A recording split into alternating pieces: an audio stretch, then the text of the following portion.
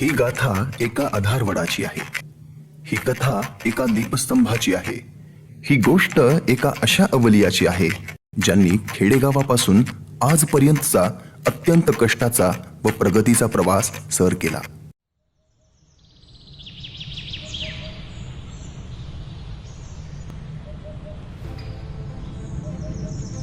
आयुष्याचा प्रवास साऱ्यांच्याच वाट्याला येतो, पण यशस्वी प्रवास अगदी काहींच्याच नशिबी असतो. ह्या प्रवासात ना माणसं झुंजतात, थकतात, कधी नशिबाला दोष देऊन हार देखील पत्करतात. पण बुद्धी आणि श्रमांचं योग्य समीकरण जे मांडतात ना, त्यांनाच नशीब साथ देतं. लाखात काही जणच गाठतात तो यशस्वी व समाधानी जीवनाचे शिखर. त्यापैकीच एक आहेत योगी सर. आयुष्य तर सारीच माणसं जगतात, पण अगदी थोडीच माणसं आयुष्य घडवतात. अथक परिश्रम आणि कामावरचा ठाम विश्वास ह्याच्या जोरावर बाबांनी आपलं आयुष्य घडवलं. वयाची 75वी गाठली तरीही बाबांची जिद्द आणि उत्साह आजही आमच्या तरुणांना लाजवणार आहे. बाबांचा खडतर आणि यशस्वी जीवनपट तुम्हा आम्हाला मार्गदीप ठरणारा आहे.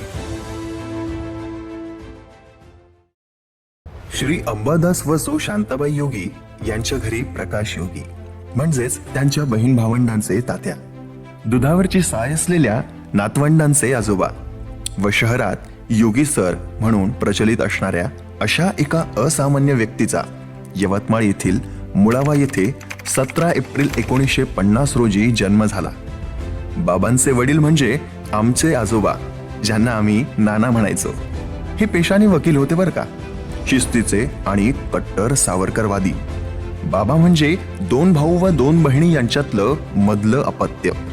बाबांचं 10वी पर्यंत शिक्षण माहूरच्या रेणुका देवीचे मूळ पीठ असलेल्या त्याच गावात मुळावा येथे झालं. अभ्यासात हुशार व पुढे शिकण्याची जिद्द, त्यामुळे त्यांनी 1965 मध्ये नांदेड गाठलं आणि ते कायमचेच नांदेडवासी झाले. 1965 ते 1972 सायन्स कॉलेजला त्यांनी PUC, BSc आणि नंतर MSc असं शिक्षण घेतलं. शिक्षणाची ती 7 वर्ष त्यांचं वास्तव्य जुन्या नांदेडचा एक भाग आहे होळी नावाचा, त्या ठिकाणी होतं. तेव्हा होळी ते कॉलेज आणि परत होळी असा हा अर्थातच रोजचा त्यांचा पायी प्रवास. पुढे शिक्षणानंतर लगेच बाबांना नोकरीच्या 3 संध्या चालून आल्या, पण त्यांनी आपल्या विचारधारेला साजेसं अभिनव भारत शिक्षण संस्थेच्या नेताजी सुभाषचंद्र बोस म्हणजेच NSB कॉलेज निवडलं आणि 1 जुलै 1972 नोकरीवर रुजू झाले. 27 मे 1979 रोजी बाबांचं लग्न झालं. गंगापूरच्या कुलकर्णी कुटुंबांसोबत त्यांचे ऋणानुबंध जोडले गेले. सौ प्रतिभा म्हणजेच आमच्या आईसोबत त्यांनी संसाराची अनोखी गाठ बांधली. ती अनोखी अशी की आमची आई म्हणजे काकासाहेबांचा वाडा म्हणून संपूर्ण गंगापूरला प्रसिद्ध असणाऱ्या जमीनदार सधन कुटुंबातील आणि त्याउलट बेताची परिस्थिती असलेले बाबांचे योगी कुटुंब. तेव्हा आमच्या आईने बाबांमध्ये असं काय पाहिलं असेल या प्रश्नाचे उत्तर हे आज त्यांचा जीवन प्रवास पाहिल्यानंतर उमगते. आयुष्याच्या खडतर प्रवासात सोबत चालणारी सहचारिणी जर तेवढीच पदोपदी साथ देणारी, तुमच्या स्वप्नांवर विश्वास ठेवणारी असेल ना, तर तो खडतर प्रवास सुद्धा हसत खेळत सुकर होतो. परस्पर पूरक सहचार्य कसं असतं याचा वस्तुपाठ म्हणजे आमच्या आईबाबांचा संसार. 1980च्या काळात आयुर्वेदिक कॉलेजच्या समोर 2 छोट्या रूमच्या घरात त्यांची संसार वेल फुलली व 18 डिसेंबर 1981 रोजी ह्या वेलीवर प्रिया ह्या ज्येष्ठ कन्येच्या रूपाने पहिली कळी उमलली. बाबा लहानपणापासून अभ्यासात अतिशय हुशार. घरी सोय नव्हती ना, म्हणून त्यांनी गावाकडे अगदी स्ट्रीट लाईट खाली बसून अभ्यास केला. त्यांचे शिक्षक सांगतात की कॉलेजमध्ये वर्गात मॅथमॅटिक्सचा एखादा प्रॉब्लेम दिला तर प्रकाश तो पुस्तकाच्या कोणत्या पान नंबरवर आणि तेही डाव्या का उजव्या कोणत्या बाजूला आहे हे पटकन सांगायचा आणि तेवढ्याच सुटकिनीशी तो गणितही सोडवायचा. PhD करण्यासाठी विशाखापट्टणमला नंबर लागला, पण लहान बहिणीचे लग्न, छोट्या भावाची जबाबदारी, आई वडील आणि त्यात स्वतःचा नवीन संसार ह्यामुळे त्यांना PhD साठी जाता आलंच नाही. पण शिक्षणाची जिद्द होतीच, म्हणून लग्नानंतरही त्यांनी कोल्हापूरला 1 वर्ष राहून MPhilची डिग्री मिळविली. कॉलेजची प्राध्यापकाची नोकरी जरी सुरू होती तरी कौटुंबिक जबाबदाऱ्या, आर्थिक चणचण यामुळे नोकरीसोबत स्वतःचं काहीतरी नवीन सुरू करण्याची त्यांची धडपड सुरू होती. ते म्हणतात ना, पहिली बेटी धनाची पेटी, अगदी त्याचप्रमाणेच मुलगी प्रिया हिच्या जन्मानंतर त्यांनी प्लॉटिंग क्षेत्रात येण्याचं ठरवलं. खरं तर जमिनीच्या व्यवहारात फसवणूक होणे काही नवीन नाहीये, पण पेशाने प्राध्यापक असल्यामुळे हा माणूस फसवणार नाही अशी साहजिकच धारणा लोकांमध्ये होती आणि ती बाबांनी अगदी खरी ठरविली. नवखे क्षेत्र होते, कोणतेही आर्थिक पाठबळ नव्हते, तरीही मेहनतीच्या जोरावर व व्यावसायिक भागीदारांच्या साथीने त्यांनी आमचं वास्तव्य असणाऱ्या पुष्पनगरचे निर्माण केले. रिअल इस्टेट क्षेत्र तसं ग्लॅमरस वाटतं, पण या व्यवहारात आपल्या शब्दांवर ठाम राहून आज 4 दशकांपर्यंत अभेद्यपणे उभे राहणे हे सोपं नव्हतं बरं का.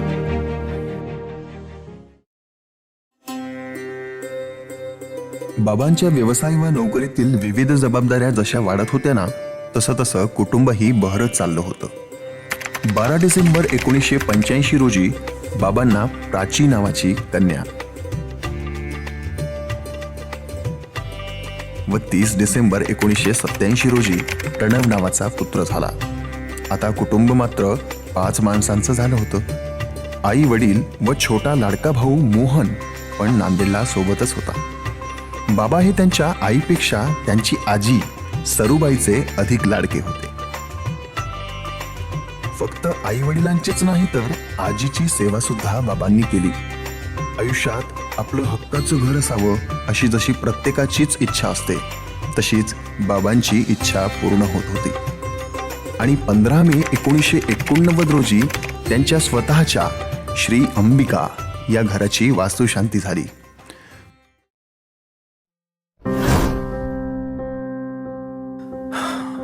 पण देवनं सुखाला दुःखाची झालर लावतोच.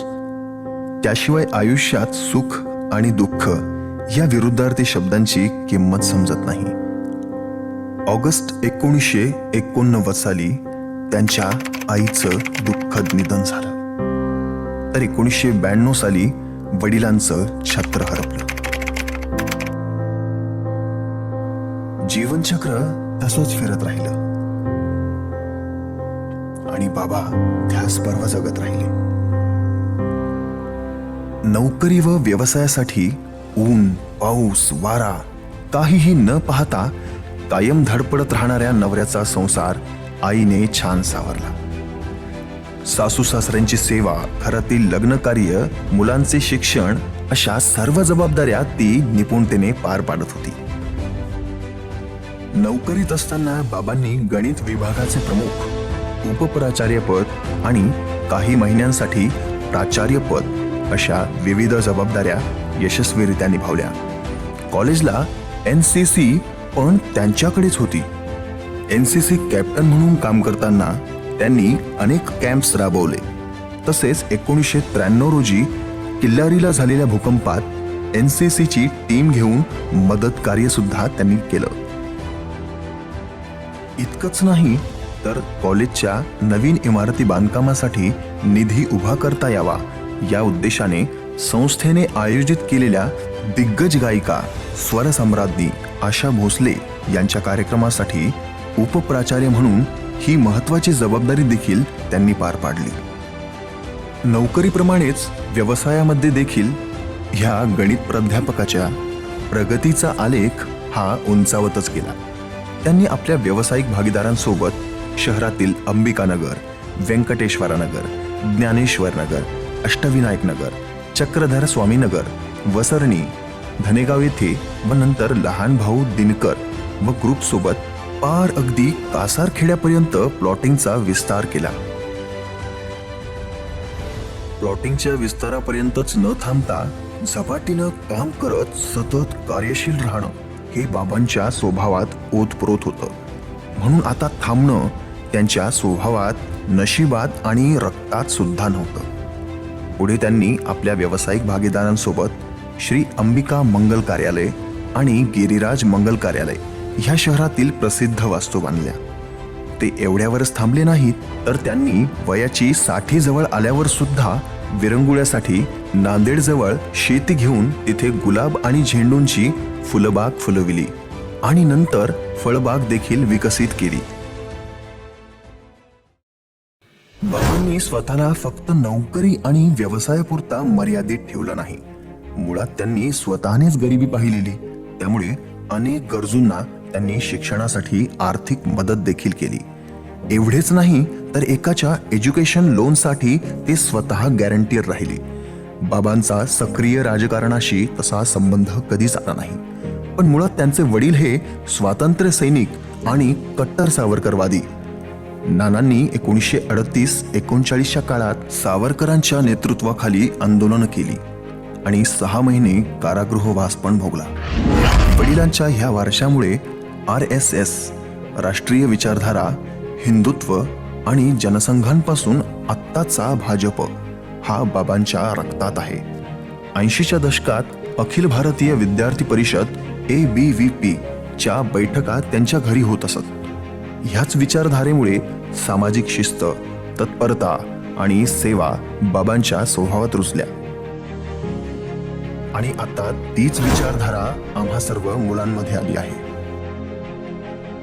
परिचयातील लोकांची लग्न व्हावी म्हणून मध्यस्थी म्हणून राहणे यात बाबांना विशेष रुची असायची. त्यासाठी तन मन धन खर्चून झटायला बाबा नेहमीच तयार. नातेवाईक, मित्र, मित्रांचे मित्र अशा संपर्कातील किमान 125 ते 150 लग्न त्यांच्या यशस्वी मध्यस्थीने झाले. नोकरी, व्यवसाय आणि समाजकारणाबरोबर बाबांना चित्रपट पाहण्याची खूप आवड होती. ते सांगतात की त्यांचं लग्न झालं होतं ना, तेव्हा एका वर्षात आईबरोबर जवळपास 100 चित्रपटे त्यांनी पाहिली. वाढत्या व्यापामुळे ते पुढे शक्य झाले नाही. क्रिकेटमध्ये ब्रायन लारा हा त्यांचा आवडता फलंदाज. तसेच रामायण, महाभारत याबाबत त्यांना इत्थंभूत माहिती.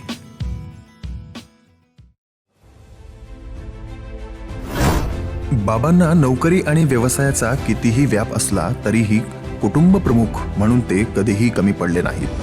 फक्त योगी कुटुंबाचेच नाही तर सासरवाडी कुलकर्णी परिवार, त्यांच्या बहिणींचा जोशी आणि पारेकर परिवार, आजोळचा वसमतकर परिवार अशा या सर्व परिवारातील अनेकांचे मार्गदर्शन करून त्यांनी संसार जुळविले. त्यांच्या अडीअडचणीला समर्थपणे साथ सुद्धा दिली. पुढे 38 वर्षाच्या प्रदीर्घ शिक्षण सेवेनंतर 2010 साली बाबा निवृत्त झाले. मुलंही मोठी झाली होती. बाबांनी आम्हा तिन्ही बहीण भावंडांना शिक्षण सुरू असताना कधीच काहीही कमी पडू दिलं नाही. आम्हाला उत्तम शिक्षण दिलं, स्वतःच्या पायावर उभं राहण्यासाठी बळ दिलं. थाटामाटात लग्न कार्य सुद्धा केली. ज्येष्ठ मुलगी प्रियाची श्री अमित पांगारकर यांच्यासोबत, तर धाकटी मुलगी प्राचीची श्री सारंग देशमुख व मुलगा प्रणव यांची मयुरी बारडकर यांच्याशी लग्नगाठ बांधली. बाबांनी व्यवसायात अढळ स्थान निर्माण केलेलं आहे, पण आता योग्य वेळ समजून हळूहळू ते आपला मुलगा प्रणव याला व्यवसायाचा वारसा चालवण्यासाठी स्वतः मार्गदर्शकाच्या भूमिकेत जात आहेत. आयुष्यभर नोकरी व कौटुंबिक जबाबदारी असल्यामुळे आई आणि बाबांना स्वतःसाठी कधीच निवांत सुट्टी मिळाली नाही. पण निवृत्तीनंतर त्यांनी अगदी दिल्लीपासून ते कन्याकुमारीपर्यंत पर्यटन केलं. फक्त भारतातच नाही तर दुबई, सिंगापूर, मलेशिया, थायलंड अशा अनेक देशांची त्यांनी सफर केली. एवढेच नाही तर दोन्ही मुली आणि जावई, मुलगा आणि सून व सर्व नातवंडांना पॅरिस आणि स्वित्झर्लंडची अद्भुत व अविस्मरणीय ट्रिप घडविली. आईबाबा हे आता फक्त आईबाबा म्हणूनच राहिले नाहीत, तर त्यांची मुलगी प्रिया, जिचा मुलगा अर्जुन प्राचीची मुलगी आर्या म्हणजेच लाडकी परी व प्रणवचा मुलगा प्रेरित म्हणजेच त्यांचा लहाना राजाचे आजी आणि आजोबा झाले आहेत. आईबाबांनी आयुष्यात नेहमीच माणसं जोडली, नाती जपली. कामाचा व्याप कितीही असला तरीही ते लोकांच्या सुखदुःखात कायम उपस्थिती लावत आले. व्यावसायिक कारणं देत त्यांनी कधीच त्यापासून पळ काढला नाही. माणसं ओळखणं, त्यांना आपल्यात सामावून घेणं बाबांना कमालीचं जमतं. उगीच नाही की आज तब्बल 25 वर्षांपासून ड्रायव्हर लक्ष्मण त्यांच्या गाडीचे सारथ्य करत आहेत. बाबा नोकरी आणि व्यवसायात व्यस्त असताना आई संसार काटकसरीने करत होती, मुलांकडे लक्ष देत होती. चांगल्या कामाची सवय लागली पाहिजे आणि खाऊन माजावं, टाकून नाही, ही आईची नेहमीची वाक्ये. यामुळे आम्हा मुलांना शिस्त, काटकसर व अन्न आणि पर्यायाने लक्ष्मीचे महत्व कळाले. खरं तर आईला 5 बहिणी आणि 3 भाऊ. वाड्यात एकत्र कुटुंब पद्धतीत वाढल्यामुळे आईला तिचे चुलत बहिणी आणि भाऊ पण तितकेच जवळचे आहेत. आई स्वाध्याय व ज्ञानेश्वरी परिवाराच्या कार्यक्रमाला नित्य नियमाने जाते. तिला संगीत व लिखाणाची प्रचंड आवड. आजच्या मोबाईल व इंटरनेटच्या काळातही आमच्या घरी तिचा रेडिओ रोजचा 3 ते 4 तास चालू असतो. भारतीय संस्कृती, सण व परंपरा ह्यावर तिचे अनेक लेख आजपर्यंत बऱ्याच वृत्तपत्रात प्रकाशित झालेले आहेत. आईने आज वयाची 71वी गाठली आहे, पण कोणत्याही उपक्रमात, कौटुंबिक सोहळ्यात आजही तिचा उत्साह तेवढाच असतो. रोज मॉर्निंग वॉकला भेटणाऱ्या मैत्रिणी हे तर तिचे टॉनिकच आहेत. मैत्रिणींसोबत रोजच्या गप्पा, बिशी काढण्याचा कार्यक्रम किंवा चित्रपटाला जाणे असे स्वच्छंद उपक्रम तिचे नेहमी सुरू असतात. साधेपणा हा बाबांच्या आचारातही आहे आणि विचारातही. काही वर्षांपूर्वी त्यांनी गावाकडे आमच्या योगी परिवाराच्या गणपती मंदिराचा जीर्णोद्धार केला. तिथे आईवडिलांच्या स्मरणार्थ म्हणून पाटी लावली, पण स्वतःच्या नावाची पाटी लावणं हे त्यांनी कटाक्षाने टाळले. आज एवढं काही आहे, पण बाबांना कशाचाच गर्व नाही. 1965 साली मी साध्या एका पॅन्ट शर्टवर नांदेडला आलो. कर्म करत गेलो आणि ईश्वर सर्व काही देत गेला, असे ते आज अगदी नम्रपणे बोलून दाखवतात. जे काही थोडं बहुत ऐश्वर कमावलं ना, त्यापेक्षा प्रतिभासोबत माझा संसार सुखाचा झाला, मुलं चांगली निघाली, या गोष्टींचं त्यांना अधिक समाधान आहे. आईच्या आई वडिलांना म्हणजेच आमची आजी आणि तात्या आजोबांना कर्तृत्ववान जावाई म्हणून बाबांचं खूप कौतुक होतं. बाबांचा मनमोकळा स्वभाव आणि चौफेर अभ्यास असल्यामुळे सासरवाडीला, वाड्यात सगळीकडेच त्यांचं आग्रहाने स्वागत आणि पाहुणचार केला जायचा. आज बाबांचा लाडका छोटा भाऊ मोहन त्याच्या संसारात सुखी आहे. बहीण दुर्गा आणि शोभा देखील त्यांच्या संसारात सुखी आहेत. सख्खा लहाना मेहुणा किशोर बाबांच्या अत्यंत जवळचा, म्हणजे नात्याने, राहिलाही अगदी घरासमोरच आणि तेवढाच विश्वासाने देखील. तसेच दोन्ही मेहुणे कैलासवासी सोमनाथ व कैलासवासी दादा कुलकर्णी यांच्यासोबत बाबांचे अत्यंत जिव्हाळा आणि विश्वासाचे संबंध राहिले आहेत. कुटुंबातील सर्व क्षेम पाहून आई आणि बाबांना आज कृतार्थ झाल्याची भावना वाटते.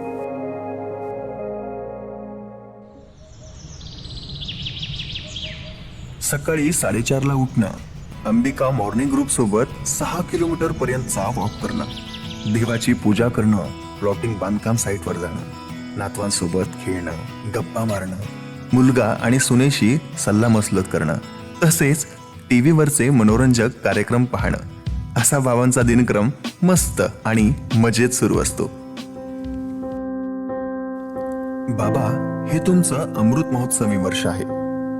बाबा, तुम्ही म्हणजे जिद्द आहात. बाबा म्हणजे संघर्ष. बाबा म्हणजे शिक्षण. बाबा म्हणजे प्रेरणा. बाबा म्हणजे व्यवसाय. बाबा म्हणजे तत्परता. आणि बाबा म्हणजे संस्कार. अहो बाबा, ऐकताय ना? तुमचं प्रेमाचं छत्र आणि आईची माया आम्हाला कायम हवी आहे. आम्हा सगळ्यांना वाटतं की तुम्ही सदैव खूप खूप आनंदित राहावं. तुम्ही दोघे आमच्या कुटुंबाचा अभिमान आहात. आमच्यासाठी सर्वस्वी आहात. आई आणि बाबा, तुम्हा दोघांना चांगलं आरोग्य व दीर्घायुष्य लाभावं हीच आज ईश्वरचरणी प्रार्थना.